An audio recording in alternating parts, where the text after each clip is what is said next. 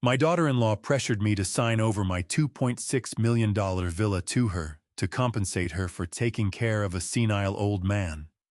She told the entire family that I had abused her and thrown her and my son out onto the street, so I dropped a 45-second clip into the family group chat.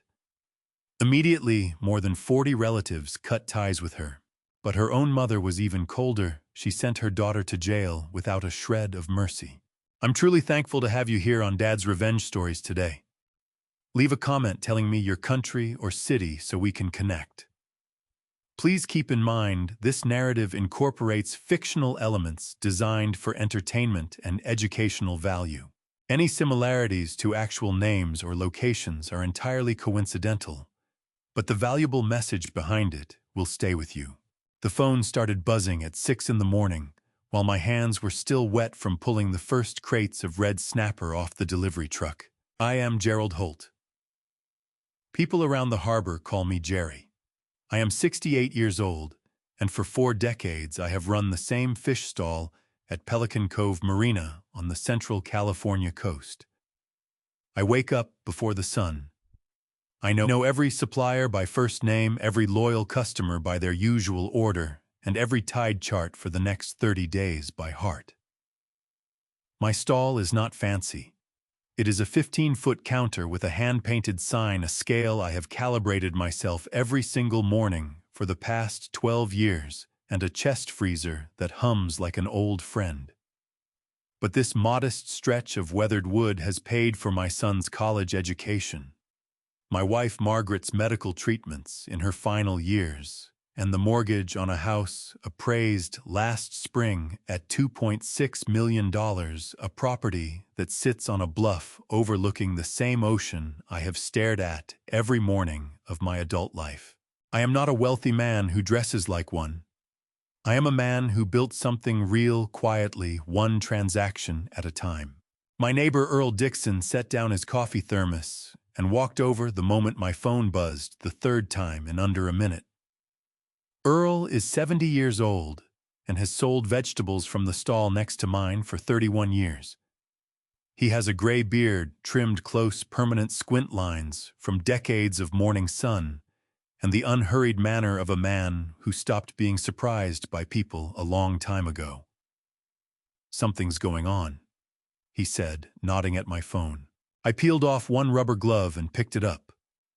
The notification was from our family group chat, 43 members, including aunts, uncles, cousins, and their spouses, spread across California, Nevada, and Oregon. My daughter-in-law Brianna had posted at 5:47 in the morning. The message was long. I scrolled without blinking. She wrote that I had become dangerously forgetful, that I had been losing my temper without reason, that I had screamed at her and my son Marcus and physically forced them out of my house in the middle of the night with nowhere to go. She wrote that she had sacrificed years of her life caring for an aging, unstable man who could no longer be trusted to manage his own affairs. And then she wrote the part that made Earl, reading over my shoulder, go completely still. She said that the least I could do, the absolute minimum to compensate her for her years of selfless devotion, was to sign over the deed to my home. The house on the bluff. $2.6 million. She was giving me 5 days to do it. The responses came fast. A cousin I had not spoken to in 3 years wrote that she was heartbroken. An uncle posted a string of messages calling me selfish and cruel. A woman I barely recognized, someone's new wife, wrote that elderly men who abuse their caregivers should not be allowed to keep their assets. Earl straightened up slowly. His jaw was tight. "Jerry," he started. "I see it," I said. I read the entire post one more time from the beginning. Brianna had constructed the message carefully. Every sentence was designed to humiliate before it could be questioned. She had posted it at 5:47 on a Saturday morning when people wake up and reach for their phones, before they are fully awake, before their critical thinking has had its first cup of coffee. Smart, calculated, and built on a foundation that I already knew in my bones would not hold the weight she was putting on it. I set the phone face down on the counter. "You going to respond?" Earl asked. "Not yet," I said. I pulled my rubber glove back on and returned to the red snapper.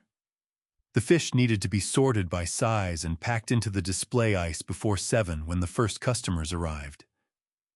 That was the job in front of me, and I intended to finish it. Earl watched me work for a moment. "She's telling 43 people you hit her and threw her out in the cold. I know what she's telling them. And you're sorting fish. The fish still needs sorting, Earl." He was quiet for a few seconds. Then, because he has known me long enough to understand when silence means something. "What are you going to do?" I lifted a 3-pound snapper, checked its eyes, clear, bright, fresh, and set it in the left column. I had run this stall through a recession, through Margaret's illness, through every difficult season this coast had thrown at me. I had built everything I owned by paying attention to what was real and ignoring what was noise. Brianna's message was noise, but beneath it, somewhere in the numbers and the timeline and the reasons she needed a $2.6 million house transferred into her name within 5 days, there was something real. And whatever that real thing was, it was the part I needed to find. I set down the snapper and looked at Earl straight. "She just made the biggest mistake of her life," I said. Earl picked up his thermos, took a slow sip, and nodded once the nod of a man who believes you. I reached under the counter and pulled open the bottom drawer. Inside, beneath a spare pair of gloves and the folded tide chart, was a composition notebook with a cracked spine and 40 pages of handwritten entries. I had kept it for 14 months. Every transaction, every dollar in and every dollar out. I set it on the counter, smoothed the cover flat with one hand, and opened to the first page. The notebook had a red cover, cheap cardboard, the kind you buy in a 3-pack at a drugstore. Margaret used to tease me about it. She said a man who owned a house on a bluff should at least keep his accounts in something with a leather binding. I told her the numbers inside didn't care about the cover. She laughed and said that was the most Jerry Holt thing I had ever said. I missed her every single day. But I missed her especially on mornings like this one. I turned to the first entry. 14 months ago, September of last year. The handwriting was mine, small, precise, the same way I logged every supplier invoice and every customer tab, going back to 1987. Across the top of the page, I had written one line: amounts given to Brianna, reasons stated at time of request. Earl leaned against the neighboring counter and crossed his arms. He did not rush me. That was one of the things I respected most about the man. He understood that some information needed to be absorbed slowly, the way a cold morning needed to be walked into rather than run at. The first entry was dated September 14th of last year. $400. Reason written in parentheses beside the amount: Ryan's car registration overdue, said DMV would suspend license by Friday. I remembered that morning. Brianna had come by the stall just before the lunch rush, dressed nicely, apologetic in a practiced way. She said Marcus did not know she was asking. She said she hated to bother me. She said it was just this once. It was not just that once. I turned the page. October, 3 entries. $600 for what she called an unexpected dental bill for one of the kids. $800 because the furnace had gone out and the repair company required cash up front.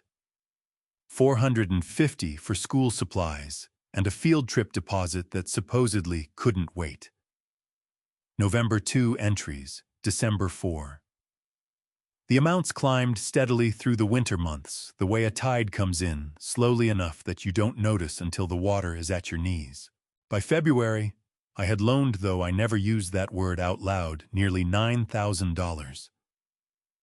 How much so far? Earl asked. Don't rush me, I said, and kept reading. The reasons shifted as the months went on. In the early entries, the excuses were specific. A broken appliance, a missed paycheck, a medical copay that insurance hadn't covered yet. But by spring, the explanations had grown vaguer. Marcus going through a hard stretch. Things are tight right now. Just need a little help getting through the month. Each time Brianna came alone. Each time she asked me not to mention it to Marcus because she didn't want him to feel like a failure. I had respected that. I had told myself I was protecting my son's pride. Earl read the look on my face and said nothing, which was the right call. By June, the total had crossed $20,000. I turned the pages faster now, not because I was impatient, but because the pattern had locked into place in my mind, and every new entry was simply confirming what I already understood. The amounts never dropped. The reasons never repeated exactly. And Marcus's name appeared in almost every explanation: his car, his job, stress, his bills, his pride. But Marcus himself never once came to ask me for anything. Not once in 14 months. I reached the final entry. 3 weeks ago, $850. Reason utility shutoff notice said Marcus couldn't know or he'd be devastated. I closed the notebook. $47,820, I said. Give or take. Earl let out a long breath through his nose. Not a whistle. Not a gasp. Just the slow exhale of a man processing something that confirmed a suspicion he hadn't wanted to have confirmed. In 14 months, he said. In 14 months. And Marcus doesn't know about any of it. I set the notebook on the scale out of habit, then moved it off. Every single reason she gave me involved Marcus in some way. His car, his job, his stress. But she always came alone. Always asked me to keep it between us. Always had a reason why telling him would make things worse. Earl straightened up and looked out toward the water. The morning fog was burning off the surface of the harbor, and the early light was starting to catch the chrome on the boats moored at the far dock. It was a beautiful morning. It kept being a beautiful morning, regardless of what I was reading, which struck me as almost funny. She used his name to open the door, Earl said, and then kept him out of the room. That was exactly right. And the moment Earl said it out loud, the question that followed arrived in my mind with the cold clarity of a fish pulled fresh from 40-degree water. Did Marcus know? Not about the money. I was already certain he didn't know about the money. But the group chat, the accusations, the demand for the house. Did my son know that was coming? Did he sit across from Brianna at the breakfast table this morning while she typed that post and say nothing? Did he read it after she sent it and pick up his coffee cup and go back to the sports page? I needed to know. And there was only one way to find out. I pulled off both rubber gloves, folded them over the edge of the crate, and picked up my phone. I need to make a call, I told Earl. He nodded and turned back to his own stall, giving me the privacy of a man who knew exactly what kind of call it was going to be. I found Marcus in my contacts. His name sat there on the screen, plain, unchanged, the same listing I had called on his birthdays, and on nights I couldn't sleep, and on the afternoon his mother died. I pressed the green button and listened to it ring. It rang 4 times before he picked up. Dad. Marcus's voice was cautious in the way it always got when he already knew a conversation was coming, but hadn't figured out how to prepare for it. He was 40 years old, and he still had that a half-second pause before he said anything, like a man checking his footing before stepping onto uncertain ground. Morning, I said. You eat breakfast yet? Yeah, just finished. Another pause. You're up early. I'm always up early. You know that. I leaned against the side of the delivery truck and looked out at the harbor. Two pelicans were working the far end of the dock, diving in long, slow arcs. A sport fishing boat was easing out past the breakwater. Everything about the morning was ordinary. I wanted to keep my voice that same way. Ordinary, unhurried, the way I sounded when I called to ask about the weather or remind him about a family birthday. "How's the truck running?" I asked. "Fine," he said. "Why, just asking. I thought Brianna mentioned something a while back about the transmission giving you trouble. Said you needed it looked at before winter." A beat of silence. Not the cautious kind from the beginning of the call. This one was different, the silence of a man running a quick search through his memory and coming up empty. "The transmission's fine, Dad. It's always been fine." I kept my voice easy. "Huh. Must have misheard her. What about the registration? She mentioned once that it had lapsed, and you were worried about getting pulled over." "My registration is current." His voice shifted slightly, not defensive, yet just alert, the way a person gets when a conversation starts moving in a direction they don't recognize. "Dad, what's going on?" Nothing. I'm just making conversation." I let that sit for a second. "She also said back in the spring that your furnace went out.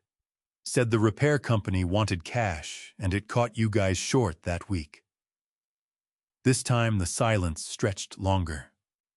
When Marcus spoke again, something careful had come into his voice, not confusion anymore, but the dawning awareness of a man who is starting to understand that two separate versions of his life exist, and he has only ever been shown one of them. "Our furnace has never gone out," he said quietly. "I see," I said. "Dad." His voice tightened. "What did she tell you?" I did not answer that directly. Instead, I said, "How's work been? You still on the day shift at the warehouse?" "Yeah, same schedule." He exhaled hard through his nose, a sound I recognized from when he was a teenager, and knew he was being handled but couldn't figure out the angle yet. "Dad, I saw the group chat this morning. I know what she posted." There it was. "You read it," I said. "I read it." A long pause. "I'm sorry you had to see that. It shouldn't have gone out like that," I told her. He stopped himself. "You told her what Marcus—" He didn't answer. In 40 years of knowing my son, I had learned that the things he refused to finish were usually more important than the things he said out loud. He had started a sentence that ended with him admitting he knew the post was coming. He had caught himself before the words cleared his teeth, but the shape of the sentence was already in the air between us. "I want to ask you something," I said, "and I need you to answer me straight." "Okay." "Did you know she was going to post that this morning?" The pause that followed was the longest one of the call. It lasted exactly long enough to be its own answer. When a man who loves you hears a question like that, he says no immediately. The denial comes before thought. The way your hand pulls back from a hot stove before your brain registers the heat. Marcus did not say no immediately. Marcus measured his words the way a man measures lumber he's not sure is quite long enough. "It's complicated, Dad. It's a yes or no question, son. I know I just think you need to hear Brianna's side of things. She's been under a lot of stress and she—" "Marcus." I said his name the same way I had said it when he was 12 and broke the neighbor's window with a baseball and tried to tell me it was an accident when I'd watched him wind up and throw. "Did you know?" Another long silence. Then barely above a murmur, "She said she was going to handle it her way. I told her to slow down. She didn't listen to me, Dad. She never listens." That was as close to a yes as I was going to get. I breathed in through my nose and looked out at the water. The pelicans had moved on.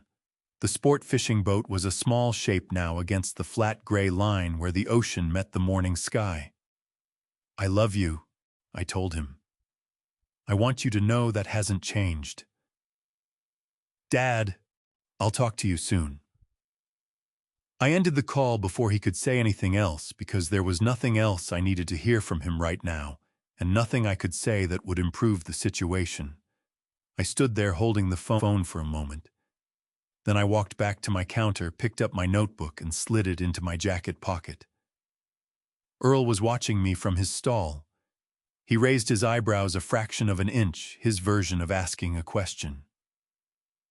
"He knew," I said. Earl nodded slowly, the way you nod when you were hoping to be wrong about something, and weren't. He picked up his thermos, took a sip, and set it back down. "So what's next?" he asked. I thought about the number in the notebook. Nearly $48,000 taken in small, careful increments over 14 months. I thought about a furnace that had never broken down, and a car registration that was perfectly current, and a transmission that had never given anyone any trouble at all. Someone had spent that money, and it was not on Marcus. "I need to find out where it went," I said. I finished the morning shift at the stall by 11:30, handed the float money to my part-time helper, and drove north on Coastal Highway toward the Meridian Shopping Center.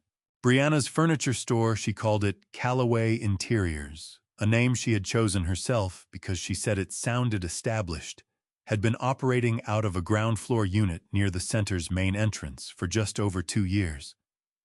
I had been there exactly once about 18 months ago when she hosted a soft opening and sent invitations to the whole family. The space had been done up nicely. Track lighting, white walls, a few expensive-looking sofas arranged on area rugs. Brianna had stood near the entrance in a blazer, shaking hands and handing out business cards, looking every bit the successful entrepreneur she had always wanted people to believe she was. I had told her the place looked good. I had meant it at the time. I turned into the shopping center lot and drove slowly toward the main entrance. I spotted the unit from 40 feet away. There was no need to park and walk closer to understand what I was looking at, but I parked anyway, because I wanted to be certain. The storefront was empty. Not closed for the weekend, not dark for the holiday, empty in the way that a space becomes empty, when everything that once filled it has been removed, and no plans exist to fill it again. The display windows that had once held a leather sectional and a glass coffee table were bare from floor to ceiling. The decal lettering that had spelled out Callaway Interiors across the top of the glass had been scraped off, leaving a faint ghost of adhesive residue in the shape of letters that no longer wanted to be read. A single sheet of paper was taped to the inside of the door, a notice from the property management company too far away to read in full, but close enough to recognize the format. I got out of the truck and walked up to the glass anyway. The notice was dated 9 weeks ago. It was a standard California commercial lease termination document, the kind issued when a tenant vacates a space before the lease term ends and the landlord reclaims the unit. At the bottom, in smaller print, was a line about security deposit forfeiture due to property damage. A man in a gray polo shirt came out of the unit next door, a shipping and printing place, and looked at me looking at the notice. "You interested in the space?" he asked. "No," I said. I knew the woman who ran the store here. He made a sound that was not quite a laugh. "The furniture place, yeah." He leaned against the doorframe and crossed his arms. "She cleared out fast. Middle of August. Came in one morning, had 2 guys with a van, and by noon the place was stripped. Didn't even say goodbye to anybody over here. Just gone." "Did you know her well?" I asked. "Well enough to say good morning. She seemed fine at first. Real polished, always had a good story. But the last few months before she left, the lights were off more than they were on." I figured things weren't going great. He shrugged. Her business partner stopped coming around back in the spring. After that, it was just her, and then it was nobody. I thanked him and walked back to my truck. I sat in the cab for a moment with the engine off. The math was not complicated, but I needed to let it settle before I drove anywhere. Brianna had borrowed $47,820 from me over 14 months. She had borrowed $180,000 from her mother, a figure I did not yet know but would learn soon enough. The storefront had been emptied in August. The business partner had disappeared in the spring. The lease had been terminated early, the deposit forfeited, the sign scraped from the window. All of that money was gone. And now she needed a $2.6 million house. A man does not need a $2.6 million house because a small business failed. A failed business leaves you embarrassed and broke and looking for a fresh start. A failed business does not require you to manufacture a family crisis, post lies to 43 relatives on a Saturday morning, and give a 68-year-old man 5 days to sign away his home. There was more. There had to be more. My phone buzzed on the passenger seat. I glanced at it. A text from my Uncle Roy, one of the 43 people in the family chat, asking if I was all right, and whether any of what Brianna had posted was actually true. I did not answer him yet. I set the phone face down and started the engine. I needed to talk to someone who actually knew what had happened inside that storefront. Someone who had been close to the operation, who had watched it from the beginning, who might know where the money had really gone and why Brianna's business partner had stopped showing up in the spring. I thought about who that person might be. And then I remembered something Earl had said to me once months ago on a slow Tuesday morning when the market was quiet. He had mentioned a woman he had seen sitting alone at the far end of the dock, crying in that particular way people cry when they think no one is watching. He had not known who she was at the time, but he had recognized her face later, the woman who ran the breakfast counter on the south side of the marina. Brianna's mother. I had met Dorothy Calloway exactly 3 times in 5 years. She was a small, quiet woman who made very good biscuits and never seemed entirely comfortable in her daughter's presence. I had not thought much of it at the time. Some people were just like that around family. I pulled out of the shopping center lot and pointed the truck south toward the marina. The breakfast counter on the south side of the marina did not have a name on the sign out front. It just said "Open" in red letters on a hand-painted board with a smaller line underneath that read, "Hot coffee all day." The kind of place that does not need a name because the people who know about it have been coming long enough that the name stopped mattering. I pulled into the gravel lot beside it at noon. Through the front window, I could see a woman moving behind the counter, wiping down the coffee station with a white rag. She was small-framed, somewhere in her early 60s, with silver-streaked hair pulled back from her face and the efficient, unhurried movements of someone who had been working a counter since before I started selling fish. Dorothy Calloway. To anyone who had known her more than 10 minutes, I had met her 3 times in 5 years. Once at Marcus and Brianna's wedding, where she had sat quietly at the family table and smiled at the right moments and said very little. Once at a Christmas dinner 2 years ago, where she had brought a sweet potato casserole and spent most of the evening in the kitchen helping with dishes. And once at the marina market briefly, when I was picking up supplies and she was buying coffee grounds from Earl's neighbor. Each time she had been pleasant and self-contained and slightly careful, the way a person gets when they have learned that saying too much in certain company carries a cost. The bell above the door jangled when I pushed it open. Dot looked up from the counter. For a half-second something moved across her face, not quite surprise, not quite relief, but something in between, like a woman who had been waiting for a particular knock on a particular door and was not entirely sure whether to be glad it had finally come. Mr. Holt, she said. Jerry, I told her. Please. She set down her rag and gestured to the stool at the end of the counter nearest the window. Sit down. You want coffee? Thank you. Yes. She poured without asking how I took it, which told me she remembered from somewhere. She set the mug in front of me and then stood on the other side of the counter with both hands flat on the surface, looking at me steadily. I saw what she posted this morning, Dot said. She did not soften it or work up to it. She just said it the way you say a fact that has been sitting in the room with you for hours. I want you to know that I am deeply sorry. What she did was wrong. What she has been doing for a long time has been wrong. I wrapped both hands around the mug. The coffee was strong and hot and exactly what I needed. I'm not here to put you in the middle of anything, I said. But I need to understand what happened. I found the storefront today.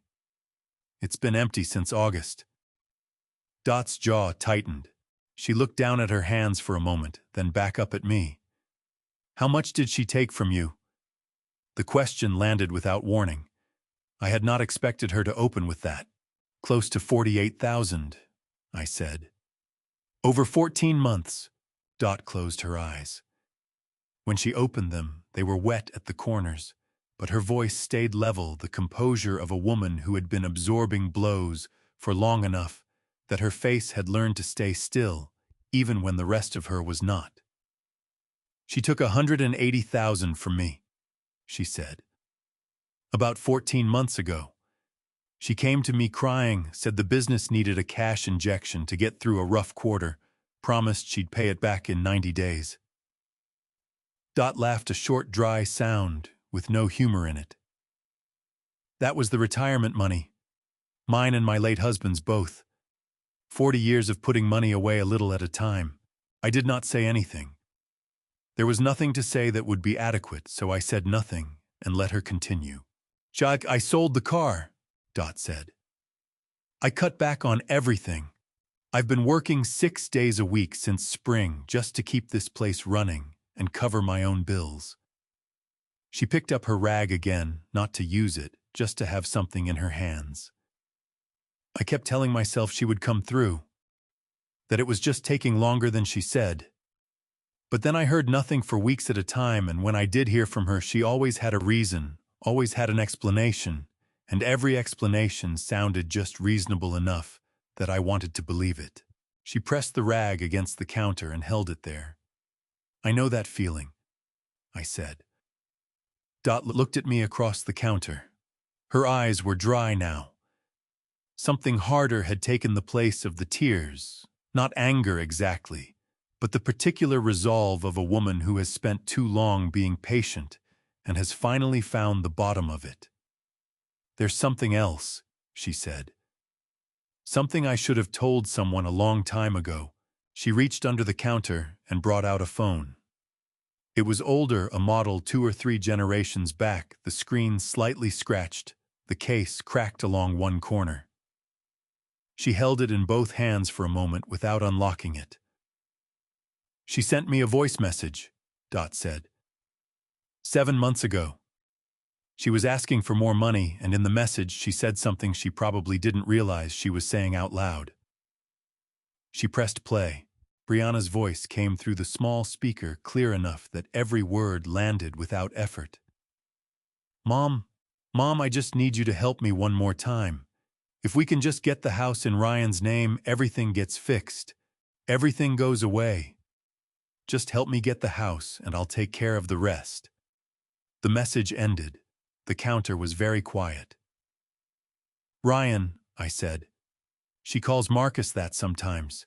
His middle name. I know, Dot said. She's called him that since they started dating. I looked at the phone in Dot's hands. 7 months ago. Whatever story Brianna had been telling the family about a confused old man who had recently started losing his grip, that story had not existed yet 7 months ago. which meant she had been planning to take my house before she had invented a reason why I deserved to lose it. "Can I get a copy of that message?" I asked. Dot held the phone out across the counter without hesitation. I took the phone from Dot's hand and pressed play a second time. I wanted to hear it again without the shock of the first listen. The first time a thing hits you, your brain spends half its energy on the impact and only half on the actual information. The second time you hear clearly. Brianna's voice came through the scratched speaker with the particular intimacy of a voice message, unscripted, slightly rushed, the way people sound when they are talking to someone they believe is entirely on their side. The words were the same ones I had heard 30 seconds ago, but the second time I heard what was underneath them: the slight breathlessness, the speed, the way she said everything gets fixed with the emphasis on fixed, like a woman describing a solution she had already decided on, rather than a request she was still making. She had not been asking her mother for help. She had been assuming it. I listened to it a third time. Then I set the phone on the counter and looked at the date stamp above the message. April 19th, 7 months and 3 days ago. At that point, I said slowly, "Had she said anything to you about my health, my memory, anything like that?" Dot shook her head without hesitation. "Nothing. Not a word. As far as I knew, you were perfectly fine. You are perfectly fine." She said the last part with a firmness that made it clear she had thought about this, already had worked through the timeline herself, and had arrived at the same place I was arriving now. The story about the confused, volatile old man who could no longer manage his own affairs, that story did not exist in April. It had been written later, after the house plan was already in motion, assembled from nothing, because a reason was needed, and Brianna was willing to build one from scratch. I pulled out my own phone. "I'm going to airdrop this to myself," I said. "Is that all right?" "Take whatever you need," Dot said. "In California, a person who receives a voice message owns that recording." Dot had every legal right to share it, copy it, and hand it to anyone she chose. I was not a law enforcement officer, and I was not building a criminal case. I was a 68-year-old man trying to understand what had been done to him and by whom. The message transferred to my phone in 4 seconds. I set both phones on the counter and looked at Dot. She had refilled my coffee without being asked, and she was standing with her arms crossed now. Not in a defensive way, but in the way of a woman who has made a decision she is not going to unmake. "Can I ask you something?" I said. "Go ahead." "Why did you keep it, the message? 7 months is a long time to hold on to something like that and not act on it." Dot was quiet for a moment. She looked out the window at the marina, at the boats and the flat gray water and the line of pelicans working the surface near the far dock. When she looked back at me, her eyes were dry, but the skin around them was tight. "Because she's my daughter," she said. "Because I kept telling myself she would figure out a way to fix it on her own. That she would come to me and say she was sorry, and that would be the beginning of something better." She pressed her lips together. "I have been waiting for that conversation my entire life, Jerry. It has never come, and I am done waiting for it." I nodded. There was nothing to argue with in that, and I did not try. I picked up my phone and listened to the message one more time this time, paying attention, not just to the words, but to the sound underneath the words, the slight breathlessness, the speed of the delivery. The way Brianna said, "Everything gets fixed," with the emphasis on fixed, like a woman who was describing a solution rather than a request. She had known exactly what she wanted. She had known exactly how to frame it. She had called her own mother and used the language of reassurance, "Everything goes away." I'll take care of the rest. The way you use it on someone whose cooperation you are confident of, whose objections you have already decided do not matter. There's something else I need to check, I told Dot. A stack of paperwork Brianna brought me a few weeks ago. She said it was a co-signing document for a business loan for Marcus. I didn't sign it, but I want someone to look at it properly before Friday. Dot's eyes sharpened. What kind of paperwork? I don't know exactly. That's the problem. I folded a paper napkin on the counter, a habit I had when I was thinking through something. Earl Dixon has been reading contracts longer than either of us. I'm going to take it to him tonight. Earl from the vegetable stall, Dot asked. 31 years next to me, I said. He once caught a billing error in a supplier contract that saved me $4,000. He reads fine print the way most people read headlines. Dot almost smiled at that. It did not quite make it all the way to her face, but it came close, the expression of a woman remembering what it felt like to find something mildly funny, testing whether that feeling still worked. You have a plan, she said. It was not a question. I'm working on one, I said. I stood up from the stool and pulled $2 from my pocket for the coffee. Dot waved it off, and I left it on the counter anyway, because that is how I was raised. I picked up my phone and headed for the door. Jerry. Dot's voice stopped me with my hand on the handle. I turned around. Her arms were still crossed, but her chin was up now, and the expression on her face had moved past grief and past apology into something quieter and considerably more dangerous. Whatever you're planning for Friday, she said, I want you to know that I will not be protecting her this time. I held her gaze for a moment. I know, I said. That's why I came to you first.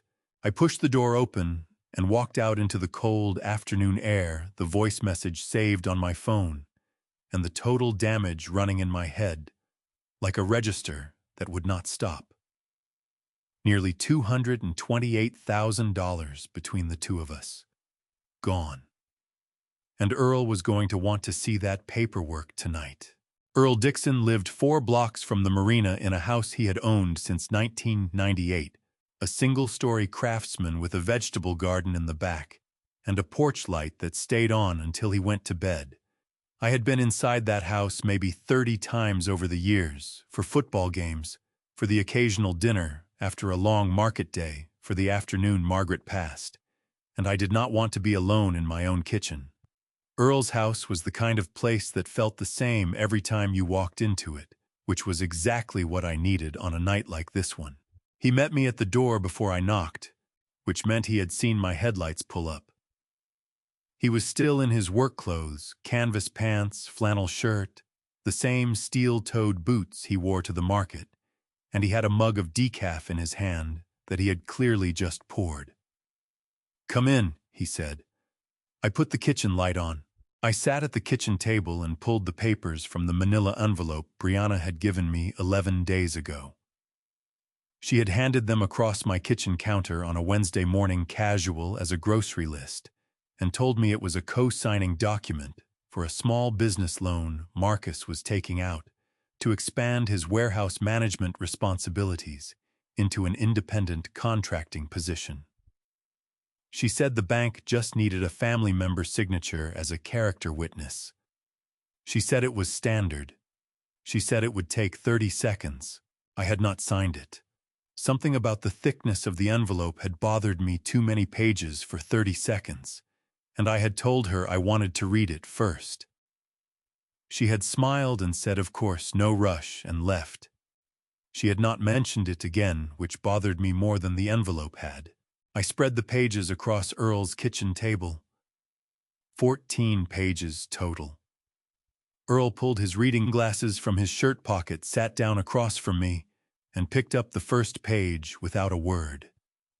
He read the way he did everything steadily, without hurrying, without performing. I watched his face. Pages 1 through 3 were standard enough. Borrower information, loan purpose, repayment terms for a figure of $80,000 attributed to Marcus Holt, listed as an independent contractor. Page 4 was a personal financial disclosure form. Page 5 was a credit authorization. Page 6 was a signature page for Marcus with 3 signature lines and a notary block. Earl turned to page 7. He stopped. His right hand, which had been moving steadily across the page as he read, went completely still. He reached up and adjusted his glasses. He read the page again from the top. Then he set it flat on the table and pressed 2 fingers against a paragraph in the middle of the page, about 2/3 of the way down. "Earl," I said, "hold on." He read it a 3rd time. Then he looked up at me over the top of his glasses with an expression I had never seen on his face before in 31 years. Not anger, not alarm exactly, but the particular sobriety of a man who has just found something in a document that should not be there and understands precisely what it means. "This is not a co-signing document," he said. "What is it?" He turned the page around and slid it across the table to face me. His finger was still on the paragraph. "This is a durable power of attorney clause embedded inside a loan co-signature packet. Right here in this paragraph, if you had signed on page 6, you would have been authorizing Brianna Holt to act as your legal representative in all real estate transactions in the event that you are determined to be. And I'm reading this exactly unable to make independent financial decisions due to cognitive or physical incapacity." I looked at the paragraph. The language was dense and technical, the kind of prose that was designed to be skimmed rather than read, surrounded on all sides by the ordinary language of a loan document, so that it sat camouflaged in plain sight. "In California," Earl continued, "any power of attorney that covers real estate has to be executed as a completely separate document. It has to be notarized on its own with independent witnesses, and the person granting the power has to sign a specific acknowledgement that they understand what they are giving away. You cannot bury it inside another contract and collect a signature that way. It is not enforceable." He paused.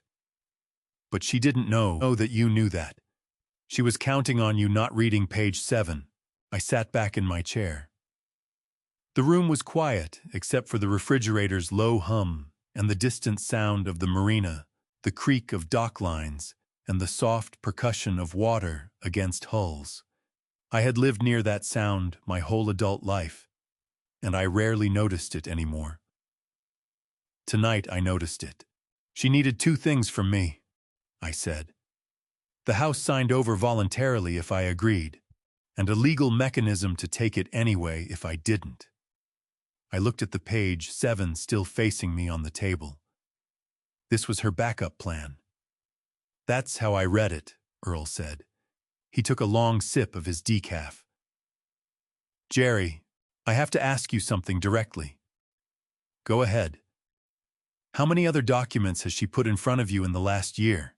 Anything you signed without reading the whole thing?" The question hit harder than I expected. I thought back carefully: supplier invoices, a marina parking permit renewal, a birthday card for Marcus that Brianna had already filled out and asked me to sign at the bottom. Nothing with real estate language, nothing with my address on it. I was almost certain. Almost. "I don't think so," I said.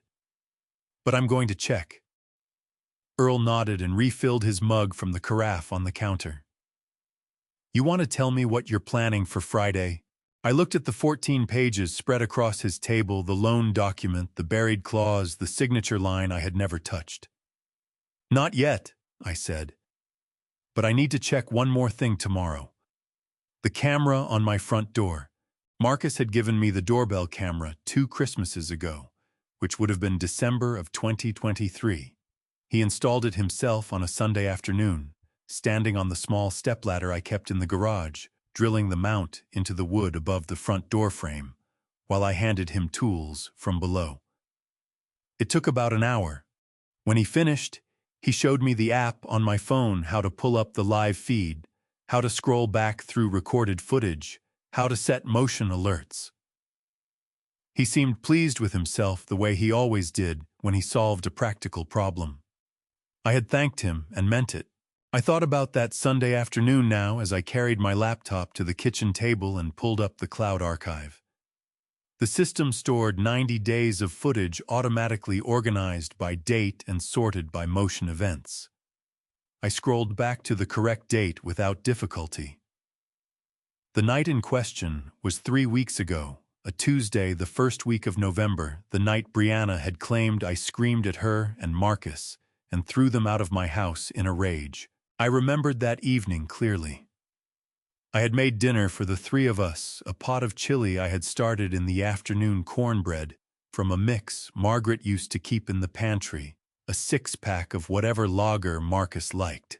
It had been an ordinary evening. We ate at the kitchen table. Marcus talked about his job.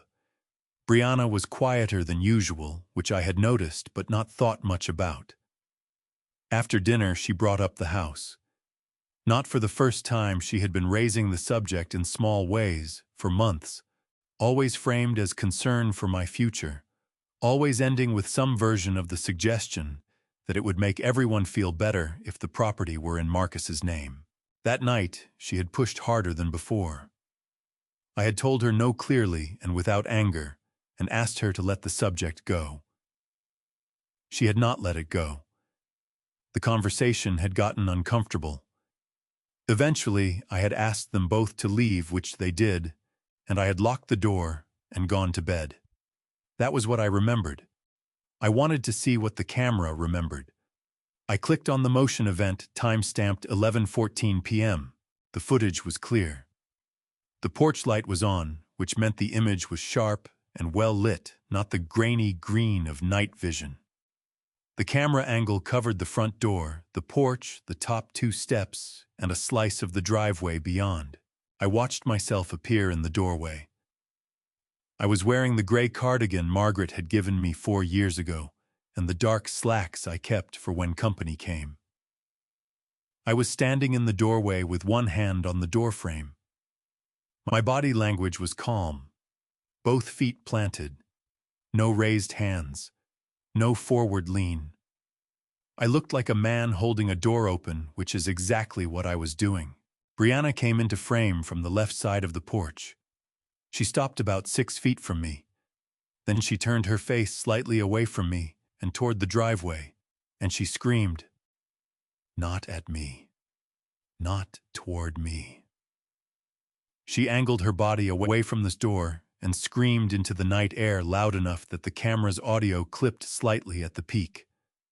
"Don't touch me. Do not put your hands on me." I watched my own figure in the doorway. I had not moved. My hand was still on the doorframe. The distance between us had not changed by an inch. Marcus appeared at the bottom of the porch steps coming up from the driveway. He stopped when Brianna screamed. He looked at her. He looked at me. He was close enough to see exactly what I could see, which was nothing, no contact, no aggression, no movement from my direction at all. Then Brianna walked down the 2 steps and stopped beside Marcus.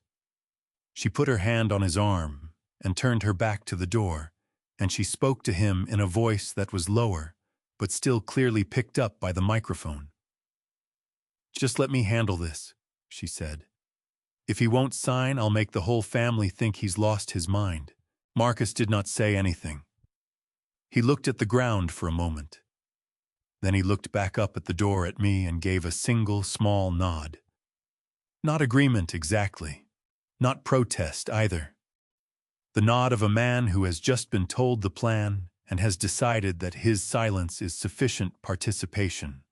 The timestamp on that exchange read 11:16 p.m. The motion event ended at 11:17. 45 seconds of footage. 45 seconds that contained everything. I sat at the kitchen table and did not move for a long time. The laptop screen dimmed and then went dark on its sleep timer, and I did not wake it. I sat in the dark kitchen with the sound of the ocean coming through the window I had left open 2 inches, the same window I had left open every night for 40 years because Margaret said she slept better with fresh air. I had expected the footage of Brianna to make me angry. It did not. What she had done was cold and calculated and deliberate, and watching it confirmed every conclusion I had already reached. And in a strange way, confirmation is quieter than suspicion. Suspicion is loud. It keeps you up at night. Certainty is different. Certainty sits down. What made me feel something I had not expected to feel, something that moved through my chest, the way cold water moves slow and total, was the nod. Marcus had known. Marcus had stood 6 feet from his father and watched his wife announce her intention to destroy his father's reputation, and had nodded. Not because Brianna had forced him, not because he had no choice, because he wanted the house on the bluff, and the wanting had turned out to be larger than everything else. I reached out and opened the laptop. I saved the clip to my desktop and copied it to my phone. Then I sat back and looked at the dark window above the sink, and I thought about the man Marcus used to be before that wanting took hold of him, and I let myself feel the full weight of it for exactly as long as it deserved. Then I picked up my phone to check for missed calls. She had called at 4:17 that afternoon and left a voicemail. Her message was 6 words long. "Jerry, please call me back today." I called Sandra Miller back at 7 the next morning, standing at the kitchen counter with a cup of coffee I had not yet touched. Sandra had worked the same branch of Pacific Coast Savings on Harbor Boulevard for 15 years. She was one of those bank employees who remembered faces and account numbers with equal ease, the kind of person who made a point of learning your name on the second visit, so she never had to ask again on the third. Margaret had liked her immediately, which in my experience was a reliable indicator of character. After Margaret passed, Sandra had sent a handwritten card to the house. Not a form letter. A handwritten card, 3 sentences that said she was sorry and that Margaret had always brightened her Tuesday mornings. I had kept it in the drawer of my nightstand, and I had never told anyone that. She picked up on the first ring. "Jerry." Her voice was careful in a way that bank voices rarely were during business hours. Not the careful of someone reading from a script, the careful of someone who had been thinking about how to say something since the previous afternoon. "Thank you for calling me back. I want to ask you something directly, and I need you to tell me if I'm overstepping." "You're not overstepping," I said. "Go ahead." "Yesterday morning, I had a request come across my desk for a full account information inquiry on your accounts here, checking savings and your safety deposit box registration. The request came through a third-party financial representative authorization form." She paused. "The signature on that authorization form was yours. But Jerry, I have your signature on file going back 11 years, and something about it looked wrong to me. I did not process the request. I flagged it for internal review, and then I called you." I set my coffee cup down on the counter. "Who submitted the form?" I asked. "The authorization listed a financial management firm I'm not familiar with. The contact number went to a voicemail that wasn't set up." Another pause. "Jerry, I have to ask, did you authorize anyone to access your account information in the last 2 weeks?" "No," I said. "I did not." The line was quiet for a moment.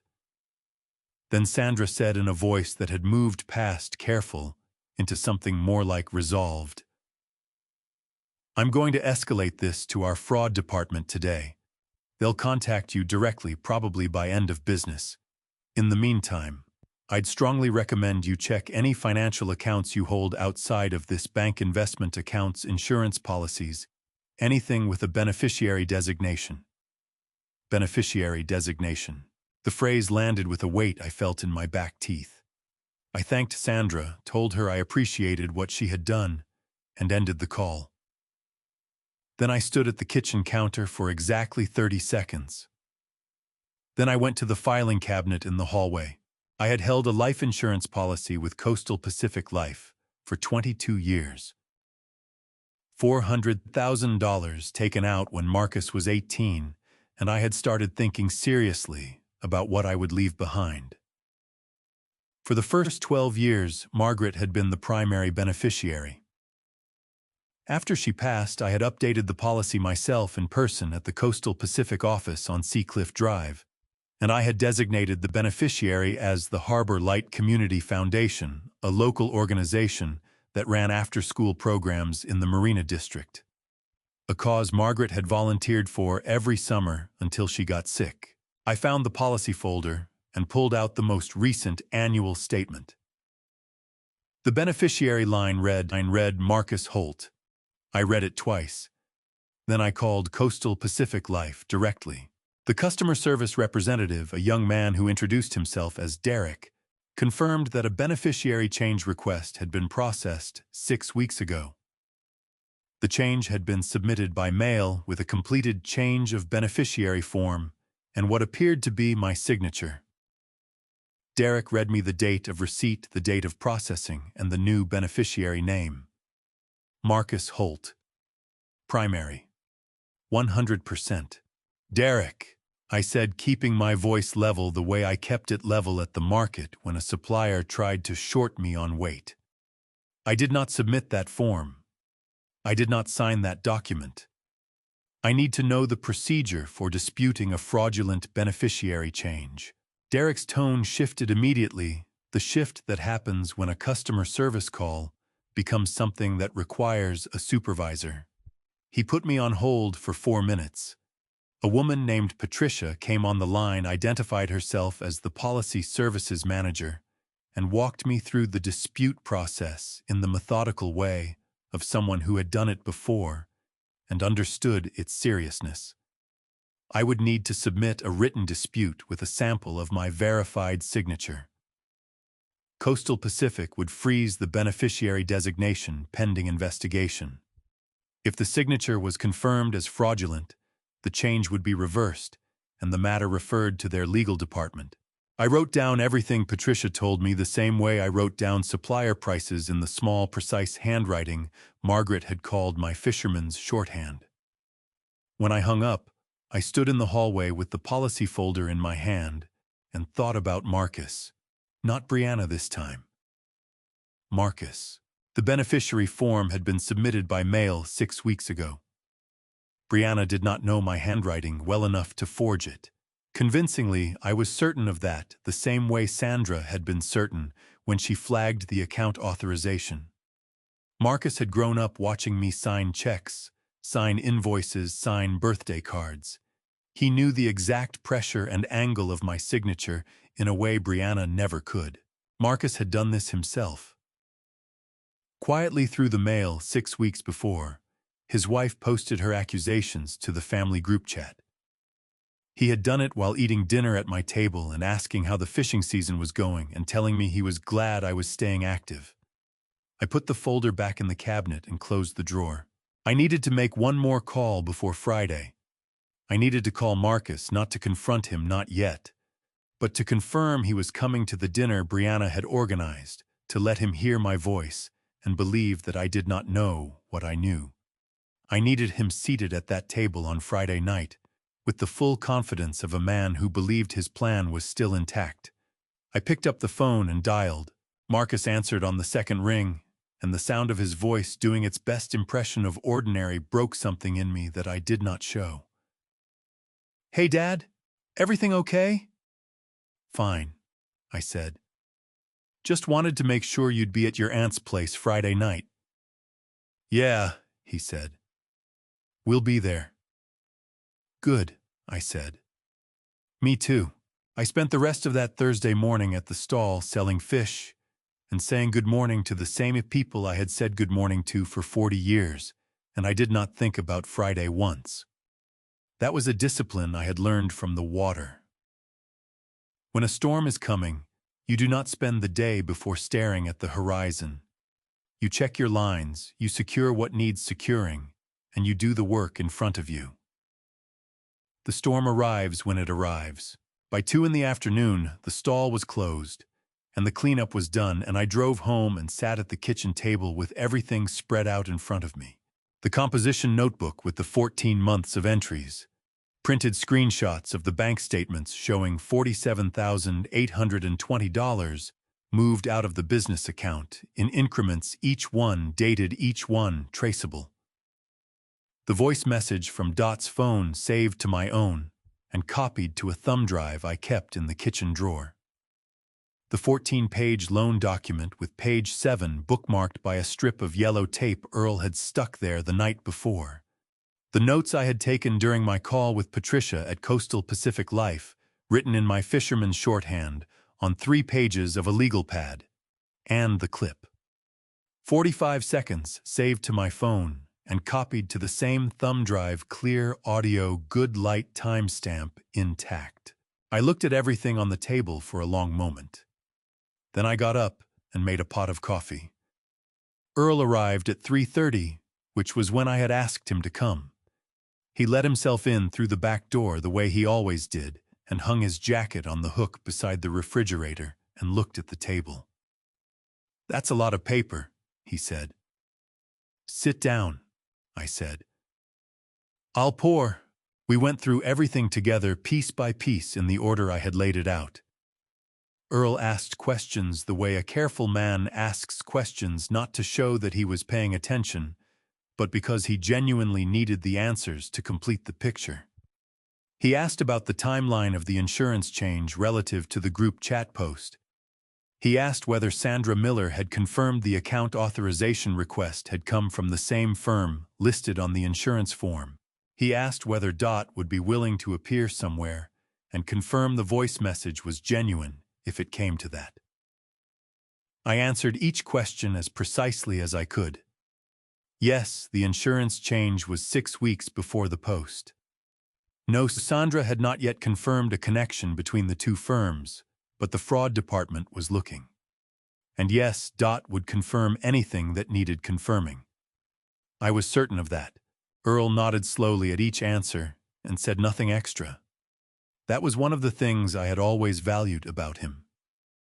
He did not fill silence with words that did not need to be there. When we had been through everything, he sat back in his chair and crossed his arms and looked at me across the table. "So what's the plan for tomorrow night?" he asked. "I'm going to let them run," I said. "Brianna has organized this dinner to be a public reckoning. She wants 40-some people in a room watching me sign that deed. She's going to give a performance, and the family is going to pressure me, and she's going to sit at the head of that table feeling like she's already won." I poured the last of the coffee into my mug. "I'm going to let her feel that way for as long as it takes for everyone in that room to be fully committed to her version of events. And then I'm going to send one message to the group chat." Earl looked at the phone on the table. The clip. The clip. The bank statements. The voice message. All of it at once while everyone is sitting there looking at their phones. Earl was quiet for a moment. "You could have sent it already," he said. "You didn't need to wait for the dinner." "I know." "So why wait?" I thought about how to answer that honestly. "Because sending it to an empty room is just information," I said. "Sending it while 40 people are sitting at a table that Brianna set up to humiliate me, that's something else. I want the people who called me a bad father and a selfish old man to be holding their phones when the truth lands. I want there to be no distance between the accusation and the answer." Earl considered that. Then he nodded once, not the slow, deliberate nod of a man still deciding, but the short, firm nod of a man who has decided and is done. "All right," he said. "That makes sense to me." The back door opened, and my sister Patty came in, stomping the cold off her shoes on the mat. Patty was 65, a retired school teacher from Monterey, who had driven up that afternoon when I called her. She had the same dark eyes our mother had, and the same habit of reading a room before she said anything in it. She looked at the table. She looked at me. She looked at Earl. "I made it," she said. "I see that," I said. "Thank you for coming." She sat down at the table and I poured her a coffee, and I told her what I needed from her tomorrow night. Not much, just to be in the room to watch and to forward whatever I sent to the group chat, to every secondary family group she was part of immediately, without waiting to see how the room reacted first. Patty listened without interrupting, which had always been one of her best qualities as a teacher, and was an even better quality as a sister. When I finished, she said, "You've got it." Then she picked up her coffee mug, looked at the table full of paper, and said quietly, "Mom would have been furious about all of this." "Yes," I said. "She would have."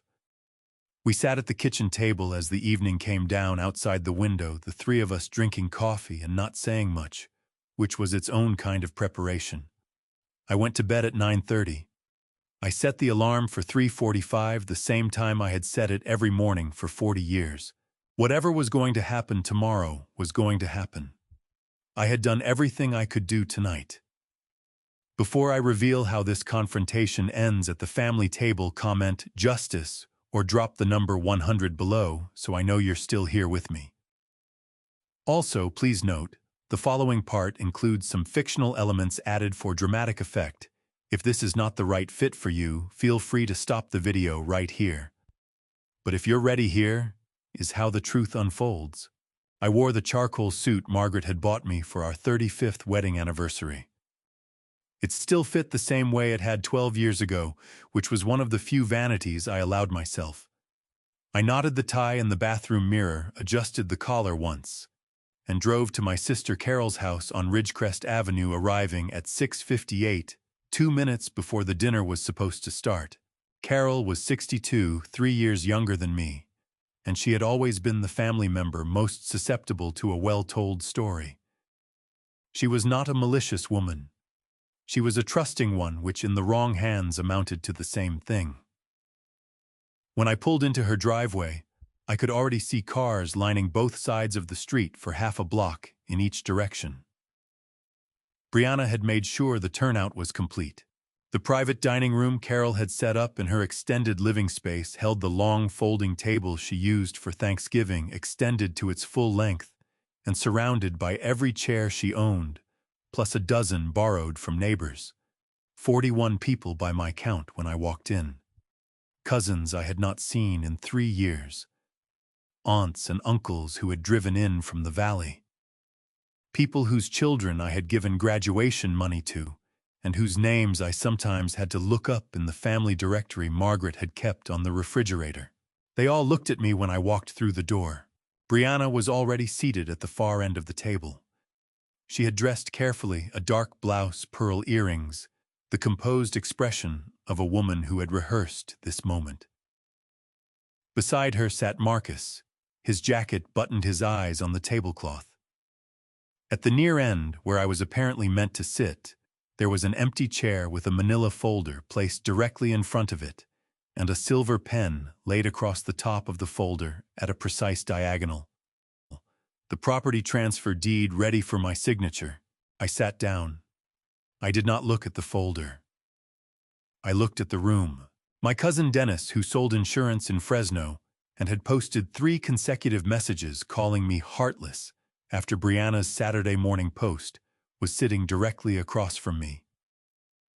He met my eyes and then looked away first. My Uncle Roy, who was 74 and had been my father's closest brother, and who I had once believed would never take a side against me in anything, was seated 2 chairs down from Dennis, with his arms folded and his jaw set in the way that meant he had already decided. Patty was near the middle of the table on the right side, between a cousin named Beth and an aunt named Lorraine.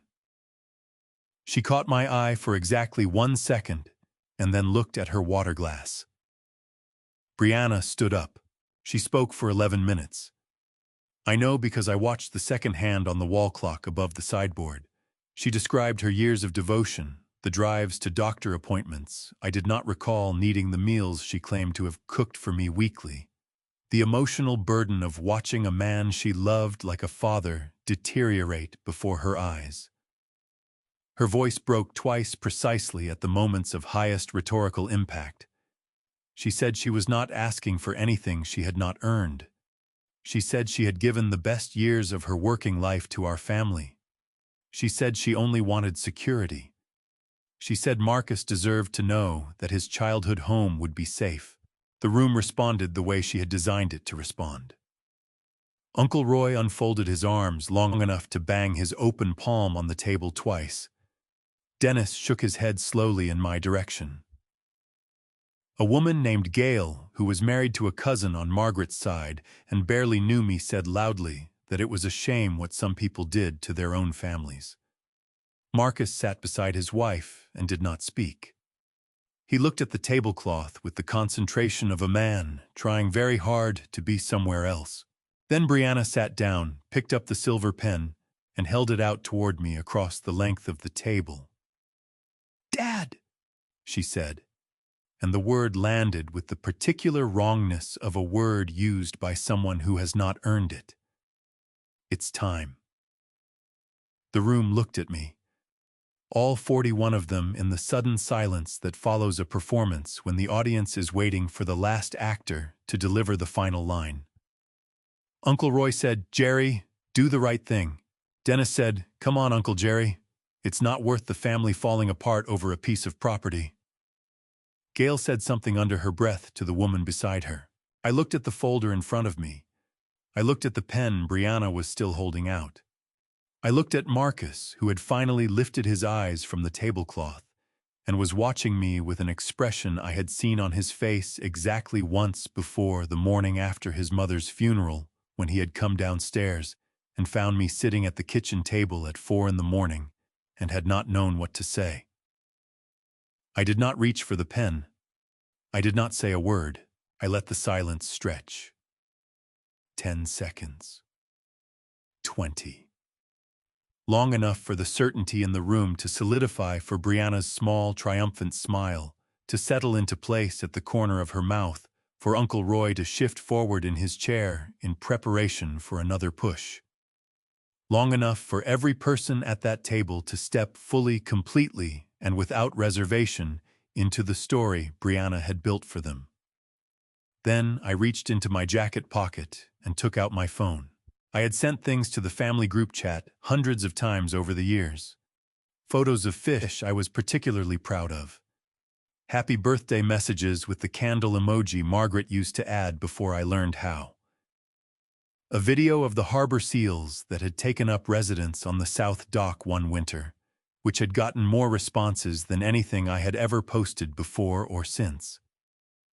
The group chat had always felt like a bulletin board, a place for announcements and pleasantries, and the occasional forwarded joke that someone's grandchild had sent them. This was different. I opened the app.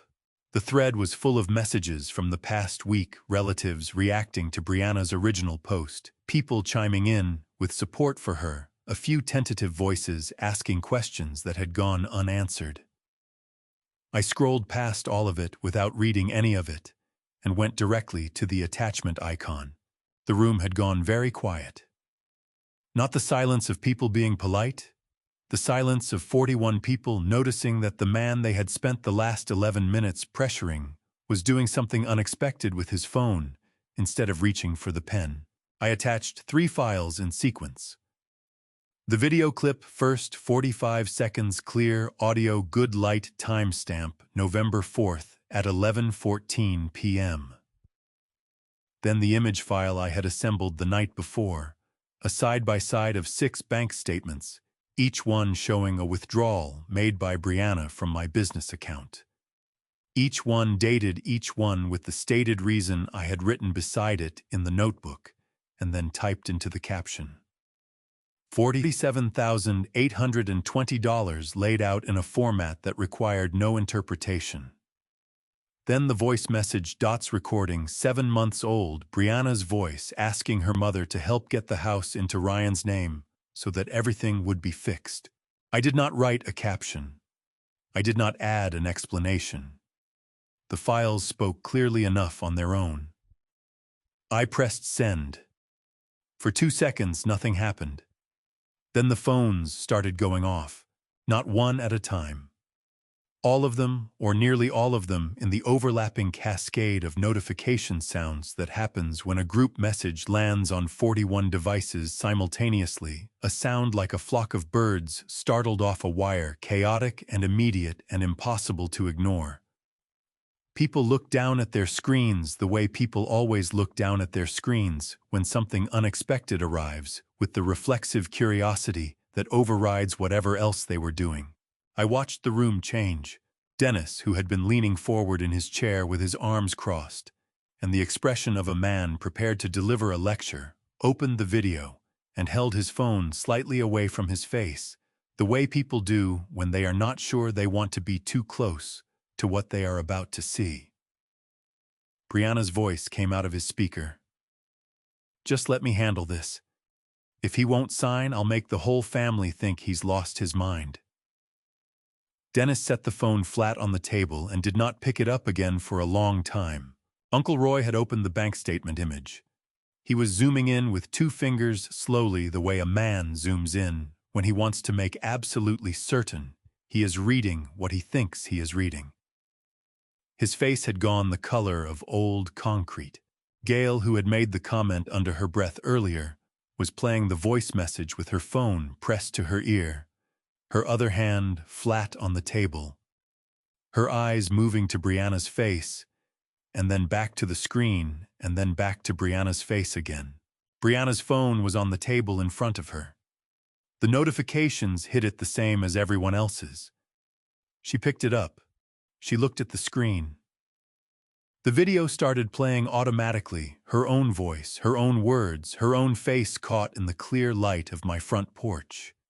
And I watched the performance she had been giving for the past 11 minutes come apart, the way a sandcastle comes apart when the tide finds it.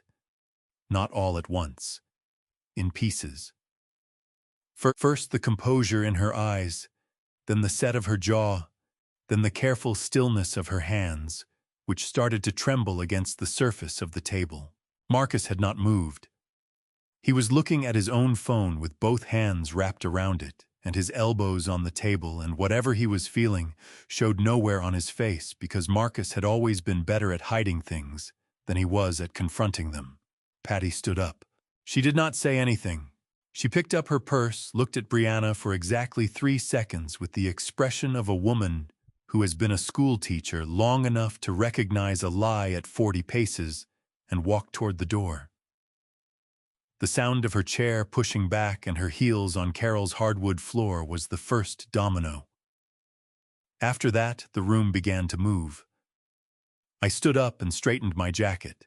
"I will not be signing anything tonight," I said, and my voice in that room in that silence landed the way a hand lands flat on a counter. Not loud, just final. Not tonight. Not any night. I looked at Marcus one last time. He was still looking at his phone. He did not look up. I walked to the door. Behind me I heard the sound of chairs of people standing, of voices starting up in the particular register that meant the conversation had shifted completely and irrevocably from the one Brianna had planned. By the time I reached the hallway, I could hear Dennis's voice, loud and sharp, asking Brianna a question she was not answering. I did not stay to hear the rest of it. I pushed open Carol's front door and walked out into the cold night air, and the door closed behind me with a sound like the period at the end of a very long sentence. I sat in my truck in Carol's driveway for a while before I started the engine. Not because I was shaken, not because I needed to collect myself. I sat there because the driveway was quiet, and the house behind me was not, and I had spent enough years on the water to know the value of staying still when everything around you is moving fast.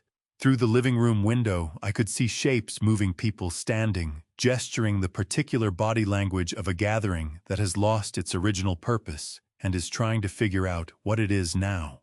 My phone was face up on the passenger seat. It had not stopped vibrating since I walked out the door. I picked it up and started reading. Dennis had sent me a direct message.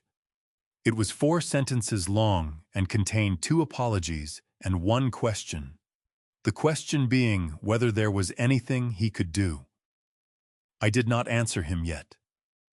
My Uncle Roy had sent a voice message of his own, which I did not play, but the transcription the app generated was enough. He was sorry he had not known he should have asked more questions before assuming.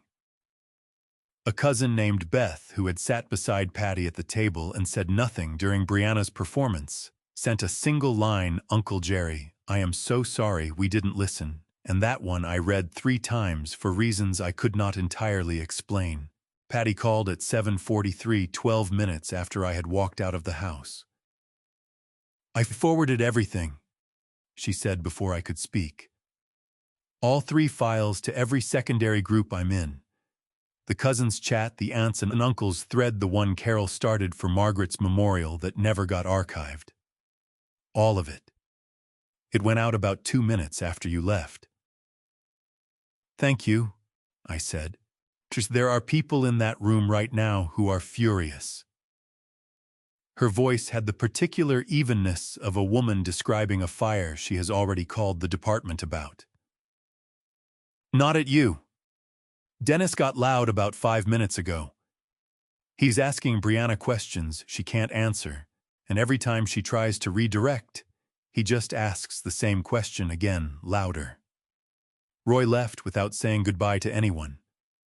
Carol is in the kitchen by herself, and I think she's been crying, which I feel bad about because none of this is her fault. See, none of it is, I agreed.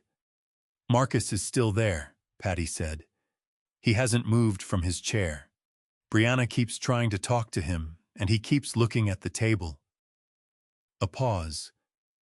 "Jerry, I've known that boy since he was born. He doesn't look angry. He looks like someone who got exactly what they wanted and just found out it wasn't worth what they paid for it." I did not say anything to that. Patty had always been able to see Marcus more clearly than I could, the way people sometimes see children they love, but did not raise with a precision that parents cannot manage. "I'm going to drive home," I said. "Okay. Then, you did good tonight, Jerry. Margaret would have—" She stopped herself. "Drive safe." I set the phone down and started the engine. The drive home along Coastal Highway took 22 minutes in the dark. I kept the radio off. The road was nearly empty and the ocean was invisible to my right, but I could sense it the way I always could at night. The particular quality of the air, the slight salt weight of it, the way the darkness over the water felt different from the darkness over the land. I had driven this road thousands of times. I knew every curve and every intersection and every mile marker by feel. By the time I got home, the group chat had accumulated 67 new messages. I did not read all of them. I read enough to understand the shape of what was happening. Brianna's inner circle, 3 or 4 people who had been particularly vocal in her defense over the previous week, had gone quiet completely. Not the quiet of people waiting to speak. The quiet of people who have realized that speaking further would require defending something that can no longer be defended. The rest of the chat was moving in the other direction, fast and without ambiguity. People who had called me selfish on Saturday morning were now directing that same energy somewhere else entirely. Within the first hour after I left the dinner, 38 of the 41 people in that room had either left Brianna's personal group chat, blocked her on the platform, or sent me a direct message. I know this because Patty tracked it and texted me the count at 9:15 with a precision that reminded me she had once been a math teacher before she moved to English. 3 people had not cut contact. Marcus. Carol, who I suspected was giving herself time to process rather than taking a side. and Dot, whose name I saw still present in the chat thread, which made sense to me in a way I could not yet fully articulate but intended to think about more carefully in the morning. I changed out of the suit and hung it in the closet on the good wooden hanger, and stood in the kitchen in my undershirt and slacks and drank a glass of water at the counter. The house was exactly the same as it had been when I left it 4 hours ago. The files were gone from the kitchen table. I had put them in the filing cabinet before I drove to Carol's. But the table itself was the same table Margaret and I had bought at an estate sale in 1991 for $40, because it had a crack in one leg that I told her I could fix, and I had fixed it, and it had held for 34 years. I was tired in the way you get tired after something you have been preparing for is finally finished. Not the tired of defeat, the tired of completion. I went to bed at 10:15. I did not dream about any of it. I dreamed about the harbor the way I usually did, and the water was calm. In the morning, Dot called. Dot's call came in at 7:22, while I was still in the kitchen with my first cup of coffee and the morning light was just beginning to come through the window over the sink. Her voice was different from the last time I had heard it. 2 days ago at the breakfast counter she had been controlled, measured the grief kept at arm's length by the effort of telling me what I needed to know. This morning the control was still there, but it was thinner the way ice gets thin in the late season, still holding. But you could hear the difference if you listened carefully. "Brianna came here last night," Dot said. "After the dinner. She was here until past midnight. I think you should come over." I was at her door by 8 o'clock. Dot answered before I knocked, which meant she had been watching for my truck. She was wearing the same apron she had on when I first walked into her breakfast counter 2 days ago, which told me she had already been up for hours, and working was how she handled things that needed handling. She held the door open, and I followed her into the small living room off the front hallway. On the coffee table sat a wooden box. It was about the size of a shoebox, made from some dark wood I did not know the name of, with a brass latch on the front that had gone green with age. The lid was open. The box was empty.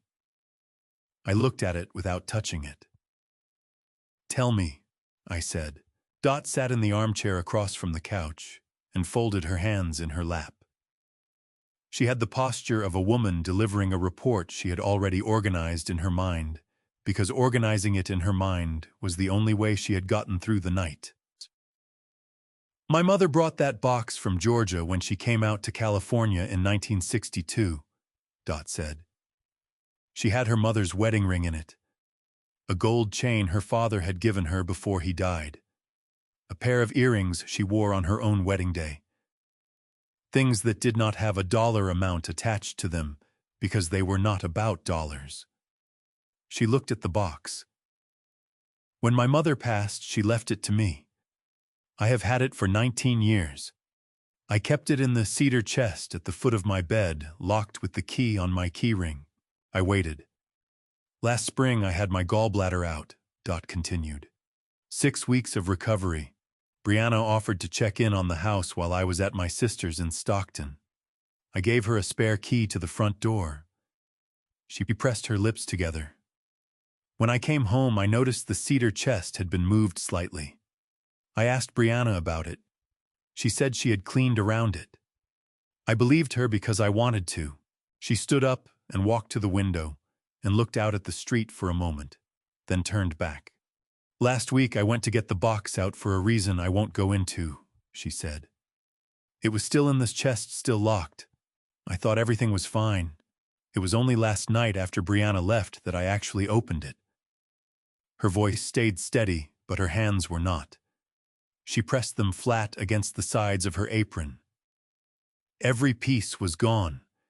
She had taken the jewelry out and relocked the box and put it back in the chest, and I had not noticed for months because I had not opened it. I trusted that if the box was there and the lock was closed, what was inside was safe. The room was quiet. Outside, I could hear a dog barking somewhere down the street and a car starting up, and the ordinary sounds of a Saturday morning in a neighborhood where nothing was supposed to be wrong. When she came here last night, I said, "What did she want?" Dot sat back down. She wanted me to take her in.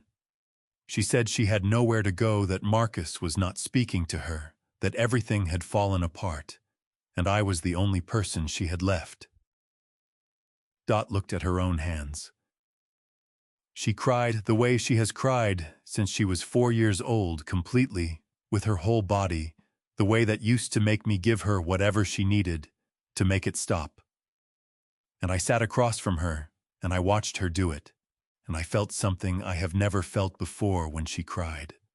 "What was that?" I asked. "Nothing," Dot said. I felt nothing, and that frightened me more than the crying did, because it meant something in me had finally finished. She looked up at me. I told her she could not stay here. She left at 12:30. I do not know where she went. I looked at the empty box on the coffee table. 19 years Dot had kept it. Her mother's wedding ring, her grandmother's gold chain. Things that did not have a dollar amount because they were not about dollars. Gone because Brianna had held a spare key for 6 weeks and trusted that Dot would not look too closely. "There's a jewelry resale shop on Main Street," I said. "Peterson's. They've been there since the 90s. They keep records of everything they buy, seller ID description, of item date of transaction. It's required by California law for second-hand dealers." Dot nodded slowly. "I know the place. If she sold anything there, they have a record." I paused. "But Dot, whatever you decide to do with that information is your decision, not mine." She looked at me for a long moment. The thin morning light came through the window behind her and caught the silver in her hair and the deep tiredness around her eyes and the set of her jaw, which was not angry and was not grieving and was something past both of those things. "I know," she said. "I've been deciding since midnight." She reached across the coffee table and closed the lid of the empty box with both hands, slowly and deliberately, the way you close something you are not going to open again. Then she stood up and untied her apron. "Come with me to Peterson's," she said. Peterson's Jewelry and Resale had been on the corner of Main Street and Harbor Boulevard since 1991 in the same storefront, with the same green awning that had faded from forest to sage over 3 decades of coastal sun. A hand-lettered sign in the window said, "We buy gold silver estate jewelry," in red letters that had been repainted so many times. The edges were slightly soft. A man named Gary Peterson, the son of the original owner who had taken over the shop in 2008, looked up from behind the glass counter when Dot and I walked in. He was somewhere in his mid-50s with reading glasses pushed up on his forehead and the unhurried manner of a man who spent his days looking carefully at small things. Dot told him what she was looking for. She described each piece from memory with the precision of a woman who had spent 19 years opening that box. On particular occasions, her mother's wedding ring, a yellow gold band with a small chip on the interior from a fall-down porch steps in 1971. The chain 18 inches with a clasp her father had repaired himself with a piece of wire that was still there when Dot last held it. The earrings, clip-on white gold, a style that had not been made since the early 60s. Gary listened without interrupting. Then he turned to his computer and typed for about 30 seconds. "I have a transaction from 6 weeks ago," he said. "October 14th. 3 pieces matching that description sold by a woman matching the ID she presented." He turned the monitor slightly so Dot could see the screen. "California law requires us to photograph the seller and the items at point of sale. I have both on file." Dot leaned forward and looked at the screen. She straightened back up after a few seconds. "That's my daughter," she said. Her voice did not waver. "And those are my pieces." Gary nodded slowly. He had clearly been in this position before the particular uncomfortable geometry of a transaction that had seemed straightforward at the time and was now revealing itself as something else. "Mrs. Calloway," he said carefully, "do you have documentation of ownership, original purchase receipts, photographs, appraisal records?" "I have photographs," Dot said. "My husband took pictures of everything in that box in 2003 when we updated our homeowner's insurance. I have the file at home." "Then you have a case," Gary said. "I'd recommend filing a police report before you come back here with the documentation, because that establishes the timeline officially. Once you have the report number, bring it in, and I can provide our transaction records to support it. The items are already sold, they left the store 3 weeks ago, but the records establish what happened and who was responsible." Dot thanked him. She was very calm. The kind of calm that has nothing to do with feeling calm and everything to do with having made a decision so completely that the emotions have not yet caught up with it. We drove back to Dot's house in my truck, without saying much. She went inside and came out 8 minutes later with a manila envelope and her purse. I drove her to the Pelican Cove Police Department on Shoreline Drive, which was 4 blocks from the marina, and where I had once gone to report a supplier theft 15 years ago, and found the process straightforward if unhurried. We were inside for 40 minutes. Dot gave her statement to an officer named Reeves, showed him the insurance photographs on her phone, and signed the theft report. Her hand was steady when she signed it.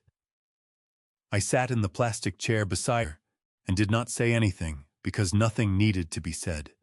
When we came back out into the morning sun, Brianna was sitting on the front steps of Dot's house. She had been there long enough that the cold had gotten into her. Her jacket was pulled tight, and her arms were crossed over her chest, and her eyes were red in the way that follows a night of not sleeping rather than a few minutes of crying.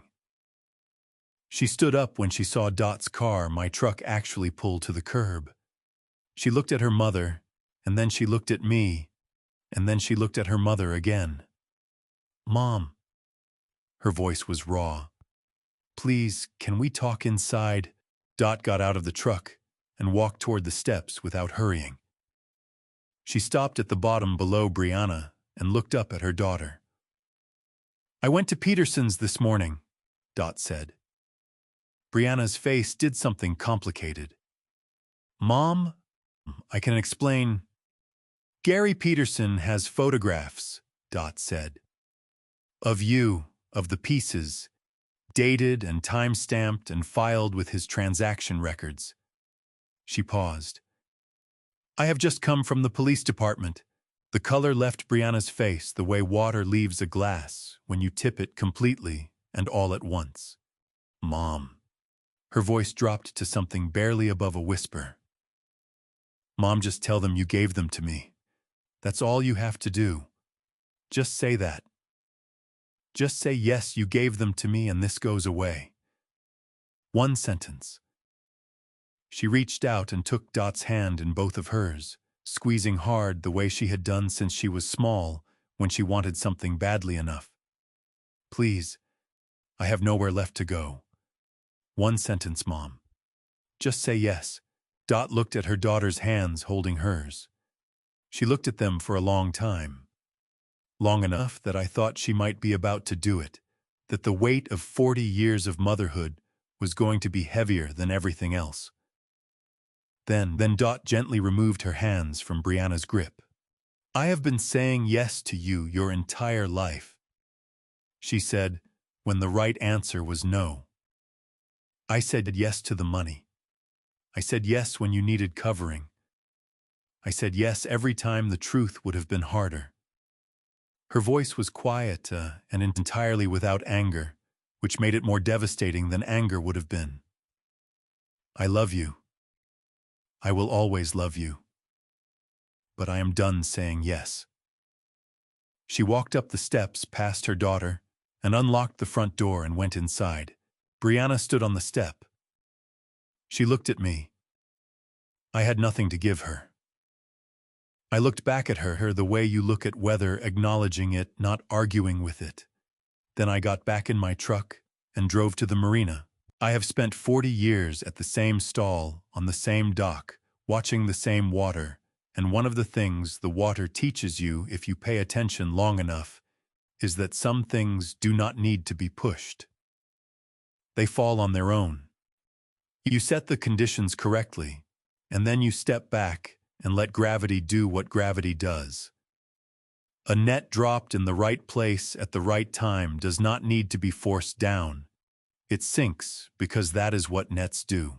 The 3 weeks after the dinner I watched from the dock, the first report came from Patty, who called on the Sunday morning after the dinner and told me that Brianna had tried to post a response to the family group chat and found that she had been removed from it overnight by Carol, who had taken over admin rights and made the change without announcement or explanation. Carol had also sent a personal message to every member of the chat saying she was sorry the dinner had happened the way it happened, and that she hoped people would give me space to process things in my own time. It was a gracious message. I called Carol that afternoon and thanked her, and she cried a little, which I had expected, and I told her none of it was her fault, which was the truth. The second report came from Earl, who heard things at the market the way Earl always heard things, not because he sought them out, but because 31 years in the same location made him a fixed point that information drifted toward naturally. He told me that Brianna had gone to 3 different people in the extended family, asking to stay with them temporarily. All 3 had said no. One of them, a cousin on Marcus's side, whose name I will not use here, had apparently told her directly that he had seen the video and would not be putting his household in the middle of it. Brianna had then, according to Earl, attempted to reach out to 2 former business associates from the furniture store, both of whom had stopped returning her calls months before the dinner and were not about to start again now. Marcus had gone to stay at the warehouse where he worked. His supervisor, a man named Dale, who Marcus had mentioned to me a handful of times over the years, had let him use the break room couch for a few nights, before that became unsustainable. After that, Marcus had found a weekly rental room in a motel on the north end of town, the kind of place with exterior corridors and a vending machine outside every 3rd door. Patty had driven past it once and described it to me without editorializing, which was the kindest thing she could have done. The theft report Dot had filed moved through the system the way these things move, not quickly, not dramatically, but steadily. An officer named Reeves had followed up with Gary Peterson and obtained the transaction records and the photographs. In California, theft of personal property valued above $950 is a felony. The 3 pieces Brianna had taken from that cedar chest: her grandmother's wedding ring, the gold chain, the white gold earrings, had been appraised collectively at just over $4,000 when Dot's husband photographed them in 2003. The photographs, the transaction records, and Brianna's own ID on file at Peterson's left very little room for argument. Dot called me on a Thursday morning 2 weeks after she had signed the report and told me in the same quiet voice she used for everything that Brianna had been formally charged and taken into custody the previous afternoon. She did not sound relieved. She did not sound devastated. She sounded like a woman who had made the hardest decision of her life and was now simply living on the other side of it. I told her I was sorry it had come to that. She said she was too. Then she said she had biscuits in the oven and needed to get back to them, and we said goodbye, and that was that. What I did know was this: Brianna's debt had not waited for the legal process to catch up with it. The people she owed money to did not care about family group chats or police reports or how things had looked from the outside. They cared about repayment schedules and missed calls and the particular arithmetic of borrowed money that has not been returned. 2 of those creditors had already moved to collections. A third had filed a small claims action against her in county court public record, which Earl had found without looking very hard because he knew where to look and had looked for my sake without being asked. The furniture store, lease termination, the forfeited deposit, the lost business capital, the money from Dot, The money from my stall, the money from the creditors, when you added it together, it was a number that a person could not simply absorb and continue. It was the kind of number that required decisions to be made about what remained. Brianna did not have many things remaining that could be decided about. I did not feel triumphant about any of this. I want to be clear about that. I felt the way you feel when a storm you saw coming on the horizon 3 days out finally arrives and passes through and leaves the water rough and the dock in need of inspection, but the boat's still floating. You feel the relief of accuracy. You feel the fatigue of having been right. You do not feel glad that the storm happened. The dock needed inspection. My business accounts needed a formal separation from any access Brianna had previously been given. Sandra Miller had already handled the account security on her end, but I spent a Wednesday afternoon on the phone with 3 different institutions, making sure every door that could have been left open was properly closed. It was methodical and tedious and necessary, and I did it the same way I did everything one item at a time, completely before moving to the next. On a Thursday evening in the second week of December, Earl brought 2 cups of coffee to my stall at closing time and sat on the upturned crate he used as a chair, and said without preamble that he had heard Marcus had left the weekly rental motel and was not sure where he was staying now. I nodded. I had heard the same thing from Patty 2 days before. "You think he'll come to you?" Earl asked. I looked out at the harbor. The winter light was going early now, the sun dropping behind the hills to the west before 5 o'clock, and leaving the water a flat gray that was not unpleasant if you had spent enough time looking at it. "Yes," I said. "I think he will.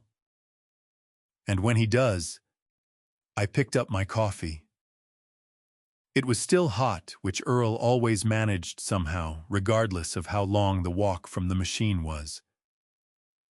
"I'll know what to say," I said. Earl nodded, and we drank our coffee in the way 2 old men drink coffee at the end of a long day, without needing to fill the space between them with anything that was not already there. 3 days later, at 4 in the morning, I looked up from the crates and saw a figure standing at the far end of the dock. I knew it was Marcus before he got close enough for me to see his face. I knew it from the way he walked, shoulders slightly forward, hands in his jacket pockets, the particular posture of a man who has been carrying something heavy for long enough that it has changed the shape of how he moves. I had watched Marcus walk toward me across 100 different distances over 40 years. Across the hospital parking lot the morning he was born, though I was the one walking then, and Margaret was the one waiting. Across the yard of the house on Ridgecrest when he was 7 and had fallen off his bicycle and was trying very hard not to cry until he was close enough to let himself. Across the parking lot of his high school graduation, in the June heat gown, slightly crooked diploma in one hand, the particular pride of a young man who does not yet know how much of life is still ahead of him. I knew the shape of how Marcus moved, the way you know the shape of something you have been looking at your whole life. This shape was different.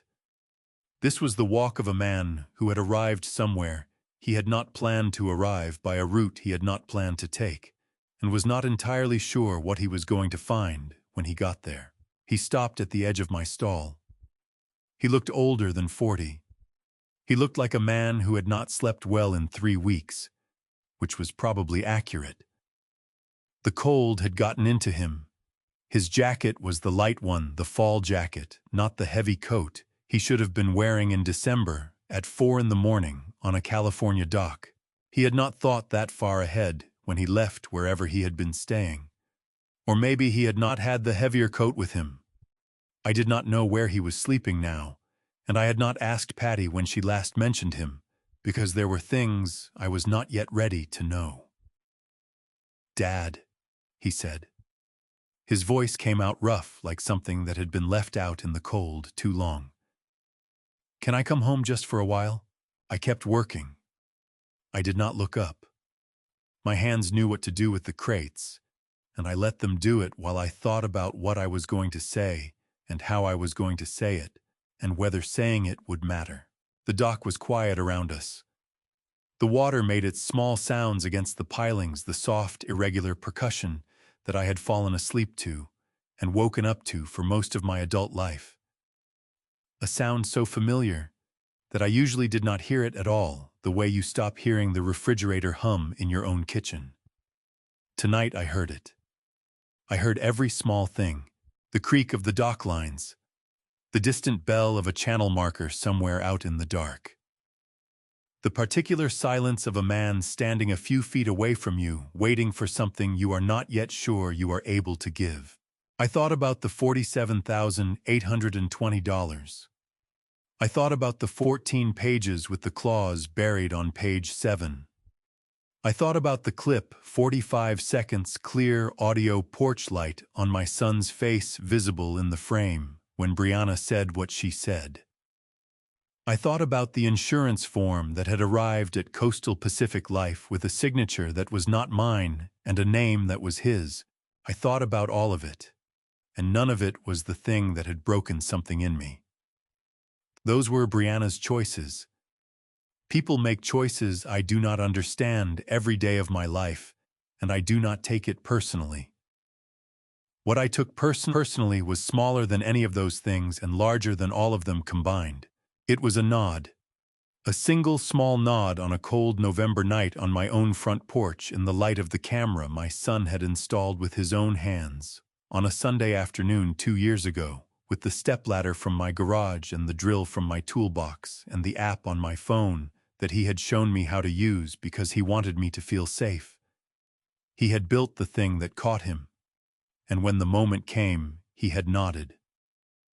Then I set down what I was holding and looked at my son. He had Margaret's eyes. He had always had Margaret's eyes, that particular shade of brown that looked almost amber in certain light. In the dark of the dock at 4 a.m, they just looked tired.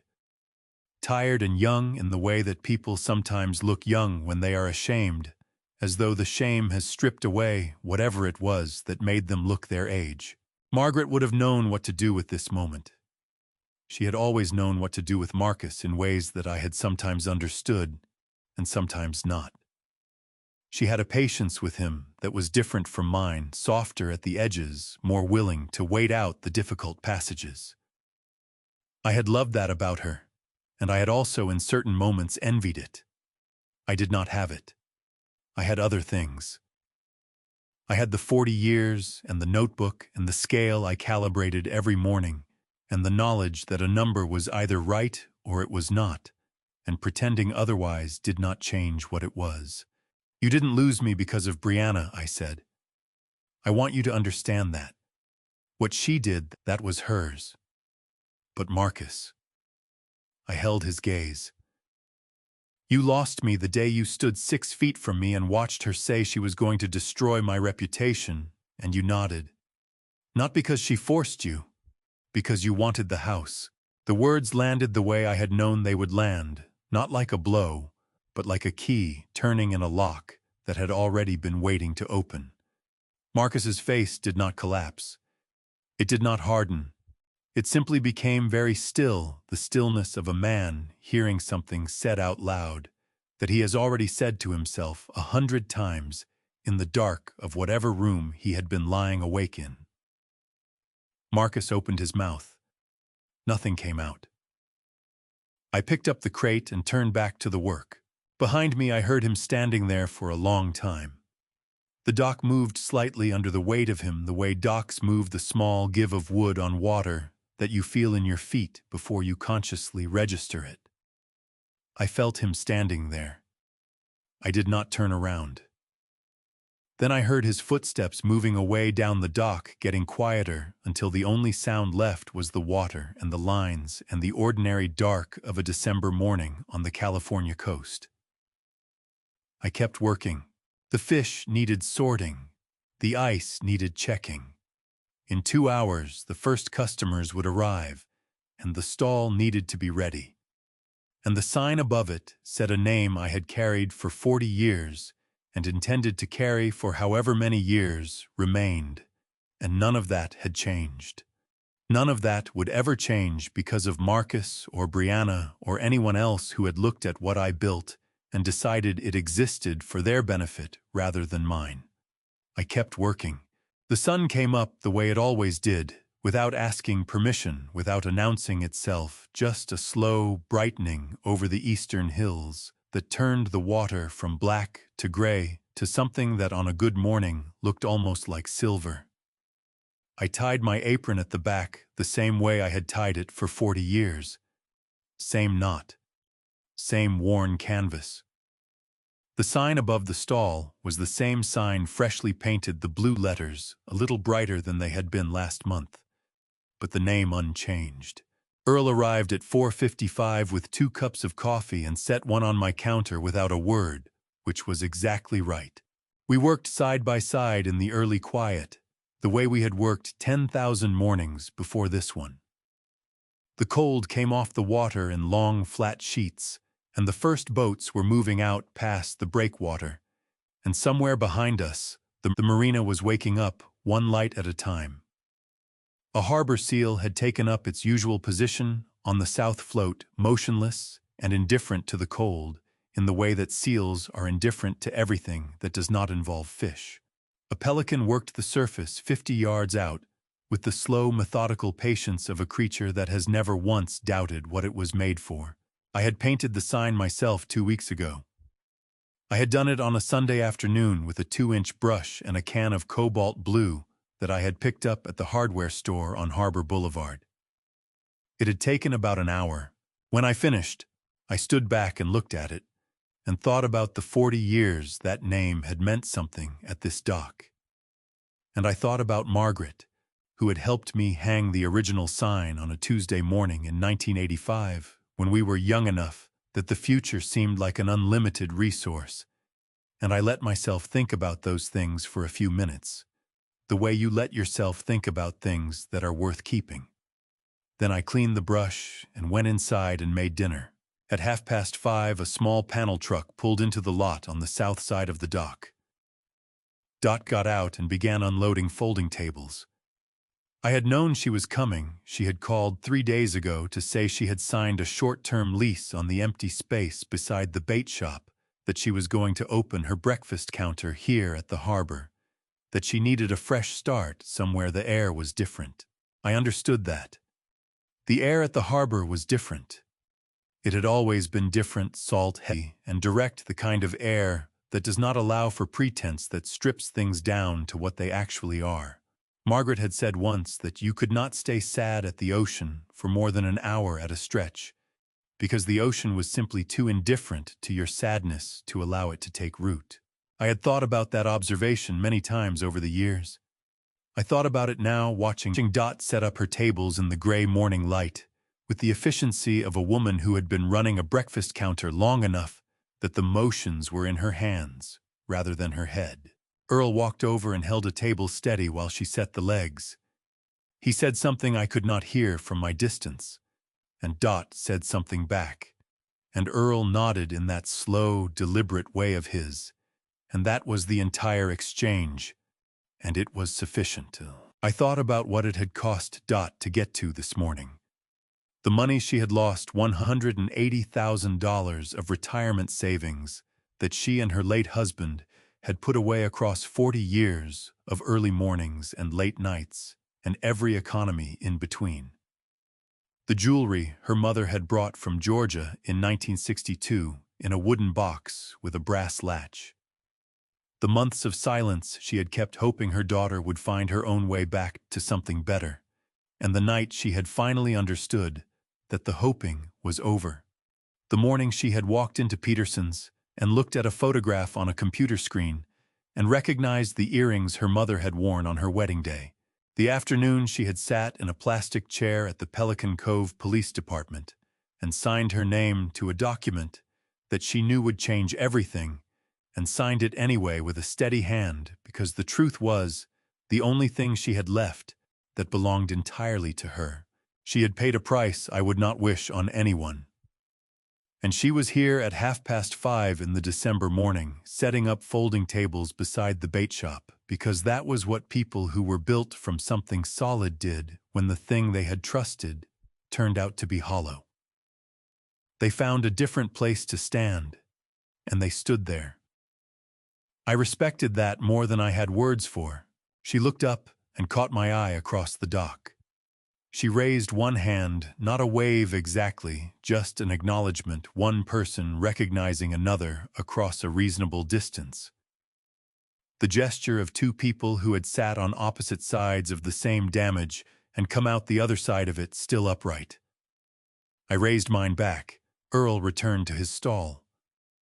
The harbor seal shifted on the float, and then decided against whatever it had been considering, and settled back into stillness. The first customers of the morning were beginning to appear at the far end of the dock. The sport fishermen who came before the sun was fully up, men in heavy jackets with thermoses, and the particular focused quiet of people who know exactly what they came for. I put on my gloves and turned back to the fish, and the work that was still there, the same as it had always been, the same as it would be tomorrow and the day after that, and every morning after that, for however many mornings I had left on this dock, with this water and this cold blue light coming in off the Pacific. The house on the bluff was still mine. The stall was still mine. The 40 years of early mornings, and the name on the sign, and the notebook in the drawer, and the life I had built from the ground up with my own hands, all of it still mine. Marcus had made his choice. Brianna had made hers. Dot had made hers. I had made mine a long time ago on a Tuesday morning in 1985, when I hung a hand-painted sign above a 15-foot counter, and decided that the only thing worth building was something real. The water did what water does. The morning came in the way mornings come. Some things you build do not break. I am not a man who speaks often about faith, but I believe God does not give you enemies to destroy you. He gives you enemies to show you who you actually are, and who, when everything is stripped away, is still standing beside you.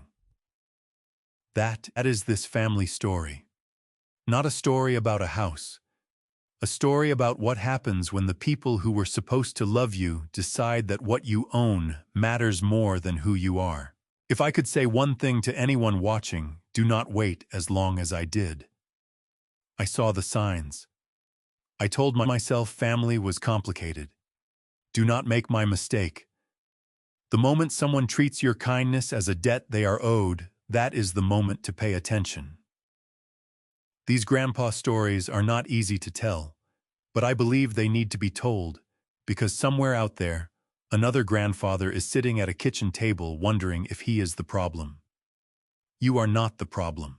If this family story reached something in you, if these grandpa stories reminded you of someone you know, leave a comment below. Share this with someone who needs to hear it. And if you have not subscribed yet, the button is right there. We build something real here, one story at a time. Thank you for staying until the end. The stories ahead contain some fictional elements, crafted purely to illustrate real human experiences. If that is not the content for you, no hard feelings, step away and find what serves you better. But if you are staying, I will see you in the next one.